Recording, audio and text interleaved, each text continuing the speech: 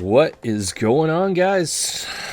Got some more market movers, go figure, right? I've been digging into this and I'm getting into it a bit more just because the last video that I made, I felt like I was a little bit negative about what's going on in the market, and I do think that there is certainly some opportunity there in what's going on right now because prices are flat. That leaves room for players to increase in price. So we're going to take a look at some of those guys. So we are back to do some market movers. So first chart I got here, Andrei Svechnikov. So this is his all data in market movers here. Once again, I have a link below for market movers if you want to check it out. You get a 20% off. So use the coupon code in there. But anyways, we got Andrei Svechnikov here. So Svechnikov, 21 years old, right? He has 160 points in his first 205 games played. That's 0.780 points per game. And he's got 4 points in the first two games this year. His price hasn't moved. It has moved up from the summer, but price hasn't moved a heck of a lot, and I think we know that Svechnikov is capable of putting up the points. So another guy who I'm gonna keep my eye on, and the guys who I'm gonna go through in these lists, these aren't super speculative. I think we know that all of these players are extremely good players and going to be likely the cornerstones of their teams for years to come. And I'm going to get to a bigger point at the end. There's a couple of really interesting data points that I found, but I'm going to go through this information first.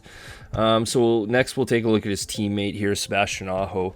So Sebastian Aho is 24 years old, so 3 years older than Svech, maybe 2 depending on when birthdays are. Anyways, but Aho has 320 points in his first 366 games played, 0.874 points per game this year. He's got 2 points in the first 2 games, but a guy who's certainly capable of putting up the points, sitting at about $242 here.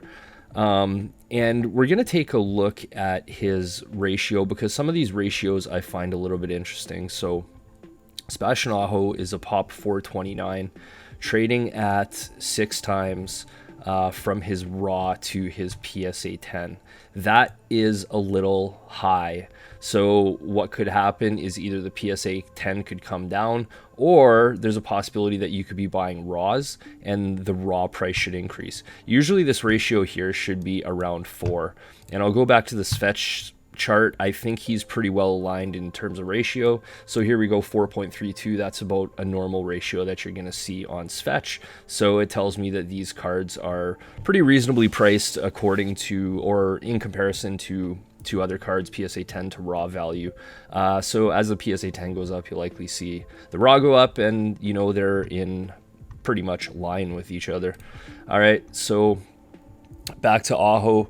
Yeah, so he's got 320 points in 366 games played. I already said that. But a 24-year-old who is 0.874 points per game and very capable of putting up a point per game. So Sebastian Aho, perhaps there's an opportunity in this raw price is why I pulled this up. Or there could be a pullback in the PSA 10. Notice the pop, though. The pop is 429, so that's relatively low. For Aho, I would expect that to increase, but we are going to look at pops a little bit further, which are those data points that I was talking about. Pulling up Kirill here. So we'll take a look at his pop first. He's a pop 10. And, we'll remove the PSA 10. First of all, Kaprizov, rookie year, he had 27 goals and 51 points in the first 55 games played. That's 0.927 points per game. So almost at a point per game, but, he's 24 years old, came into the league. That's not unexpected. But his price for a raw card, I actually think is pretty reasonable right now. I think it's in line with some of the comparisons. Like if we take a look at, compare him to the next guy who we're going to look at, but I won't get ahead here. I think that raw price is actually okay. The problem is the PSA 10 is up at, and again, if we take a look at this ratio here, we'll go to the 30-day. So he's at 8 times raw to PSA 10. Now, why is that? Well, it's because his pop is only 108. right? It's a new card. So when you don't have any supply, you have increased demand, and that drives price. So the thing about that is when you have high ratios like this, what I would expect to happen with Kirill is as the pop goes up, we should see that ratio come down. So if the raw card doesn't increase in value, which I'm not sure if it will, I would expect that pop PSA 10 to actually decrease in value as the pop of the PSA 10s go up. One other interesting note, I hadn't thought of this before, but these cards aren't grading well, the 2020 Young Guns. So, this pop may not go up as much as some other cards like a Jack Hughes, which was a pretty solid year. So we'll certainly be watching this to see what happens with the pop in terms of comparing the pop and the PSA 10 to the raw. But at this point, it's not really sustainable, the PSA 10 ratio that we have here. It's just a new card and, super high demand right now. But we're going to skip over to a card that we looked at in my last video, and we're going to go to Jack Hughes. Jack Hughes, pretty interesting. 20 years old, so he's a kid. He has 117 games played in the NHL, and he has 52 points, so 0.444 points per game.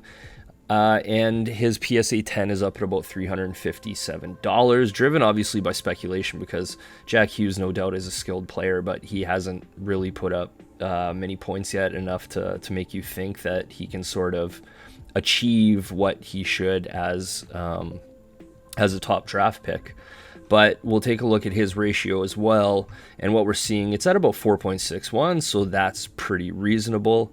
And you'll notice he has a pop of 875. Okay, that's going to be an important number to remember. Well, you don't have to remember it. I'll bring up the charts and show you, but that's a number that I'm going to use shortly.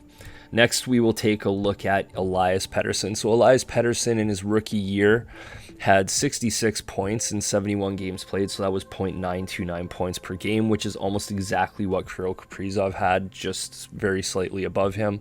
And he's averaged 0.908 points per game in the last 3 years. And remember, last year, before his injury, he had 2 points in the first 8 games played, and then he had 19 points in the next 13 games before he got injured. So the guy's very capable of putting up the points. This is the card, if I was looking at any card and I had to pick, a 20 to 22-year-old guy, 23-year-old guy. Elias Pettersson seems to be the guy to go to. I'm going to show you something else that's a little bit interesting here. We're going to take a look at his ratio. So from his raw card to his PSA 10 is a 2.6 ratio. Now, why is that happening? Well, if we take a look at his pop report, he has a really high pop, right? 1,265. If you remember, Jack Hughes was down at 875-ish. So a pretty high pop for a new young gun. Certainly the highest in the last 3 years. Maybe Cale Makara's more. I'm not sure. I had to look on eBay too, and on ebay.com there's 30 listed, 30 PSA 10 slabs, and on ebay.ca there's 24 listed. That's a lot of slabs, so that's certainly going to hold the price back. But when we take a look at Jack Hughes compared to Elias Pettersson, this is the part that I think is a little bit interesting. So we have a raw price of Elias Pettersson that is higher than the Jack Hughes by about 25 to 30%. Yet we have PSA 10s which are relatively close, almost exactly the same. They're at the 325, but perfectly in line. And again, we will take a look at the ratios of both of them, and this is a 30-day average. So you have a 2.6 on Elias Pettersson and a 4.61 on Jack Hughes. And again, I said it's because of this pop, right? The pop is 1265 versus Jack's 875. But here's the interesting thing. We're gonna go to this site. If you guys have never used this site, this is Gemrate.com, so it'll show you not pop reports, it'll show you the growth of the populations and what's going on. So if we take a look at Jack Hughes back to April, he had 488 PSA 10s and currently is sitting at 875. Okay, so that's 400 and what do we have there? Almost 400 graded in that time. If we compare that to Elias Pettersson, he had 1,045 back in April, same time period, and currently sitting at 1266. So Pedersen has only had 220-ish cards graded. So Hughes, many more cards graded. That's, you know, an increase of, he's almost at 100% increase in that time period, where Pedersen is up about 20%. The rate at which Hughes is being graded is pretty high. And what's interesting about that is his PSA 10 value is still at, you know, what we looked at as what I would call a normal ratio. So being at the 4.61. So to me, the whole bottom line of this, like, I think that the Elias Pettersson PSA 10 is certainly a great buy. I think you need to be careful with the Jack Hughes. That price may really be held up. Remember, we have a whole bunch in the value PSA submissions, so there's going to be, both of these players are going to have a lot of cards coming out, but Jack Hughes, it looks like, is on a pretty high trajectory. And if you had a Jack Hughes Young Guns and you submit for grading, I'm sure you have one there. I have a couple here to send in, but that pop is going to grow. So what that tells me is either this Jack Hughes too is going to come down as, you know, the pop increases, or we could see, you know, this Pedersen is going to come back up to the four mark, a ratio of 4, which would put it at, so if the ratio stays the same, that would put this $120 raw card and bring it up to about a $480 PSA 10. If the ratio just gets around 4, which, like I said, is more in line. Again, we're going to have to watch what happens with these pop reports and how the cards react, and, you know, just how much supply there is and how much demand there is. But that's it. I mean, I like Pedersen. There's no secret about it. I think he's the best guy. Of the guys who I listed, you know, Pedersen has the highest points per game of all of them. Kaprizov is right there. Kaprizov is 24, which is, you know, 2 years older than Pedersen.